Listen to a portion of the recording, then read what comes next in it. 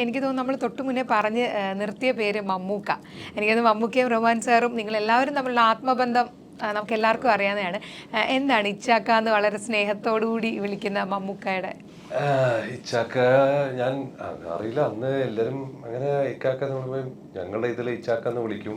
പിന്നെ പുള്ളിയുടെ സ്വന്തം ആൾക്കാർ അത് വീട്ടിലെല്ലാരും ഇച്ചാക്ക എന്നാണ് വിളിക്കുന്നത്. നാളെ ഇച്ചാക്കയുടെ പോലെ അറിയോ? ഞാൻ എല്ലാ വർഷവും ഓർത്തിരിക്കാറുണ്ട്. അപ്പം എങ്ങനെയാണ് മമ്മൂക്കയുമായുള്ള ഒരു സ്നേഹം? സൗഹൃദമല്ലല്ലോ, സ്നേഹബന്ധമല്ലേ? സ്നേഹം അത് മമ്മൂക്കയ്ക്ക് ആവണമെന്നില്ല. എനിക്ക് എന്നെ സംബന്ധിച്ച് എൻ്റെ ആദ്യ സിനിമ കൂടെയോടെ തൊട്ട് അതിനുശേഷം ഒരുപാട് സിനിമകൾ ഇച്ചയ്ക്കായിട്ട് ഒരുപാട് കോമ്പിനേഷനിൽ വന്നിട്ടുണ്ട്. എല്ലാ കഥയിലും എല്ലാ സിനിമയിലും ഞങ്ങളുടെ കഥാപാത്രങ്ങൾ ജ്യേഷ്ഠൻ അനിയന്മാരായിരിക്കും.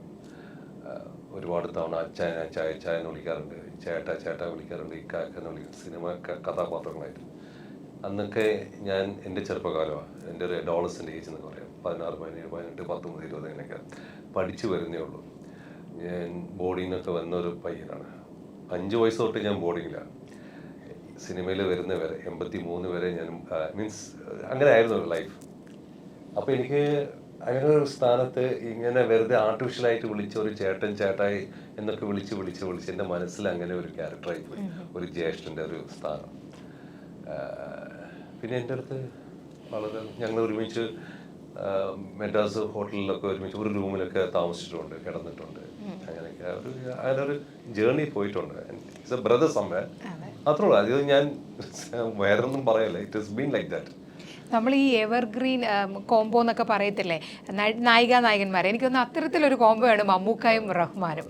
കാരണം എനിക്കൊന്ന് റഹ്മാൻ സാർ ആദ്യത്തെ സിനിമയിൽ തൊട്ട് മമ്മൂക്കയുണ്ട്. പിന്നെ നിങ്ങൾ അഭിനയിച്ച എല്ലാ സിനിമകളും ഹിറ്റാണ്. മാത്രമല്ല, ഈവൻ നമുക്ക് മാത്രമല്ല, ഈവൻ മോഹൻലാൽ വരെ ഞങ്ങൾ 3 പേര് ഒരുമിച്ച് ഒരുപാട് പടങ്ങൾ അഭിനയിച്ചിട്ടുണ്ട്. അങ്ങോട്ടും ഇങ്ങോട്ടും ഒക്കെ നമ്മൾ വർക്ക് ചെയ്തിട്ടുണ്ട്. സോ അതൊക്കെ അങ്ങനെ ഇനി ഒരു സിനിമ ഉണ്ടാവുമോ എന്ന് എനിക്കറിയില്ല ഇപ്പം.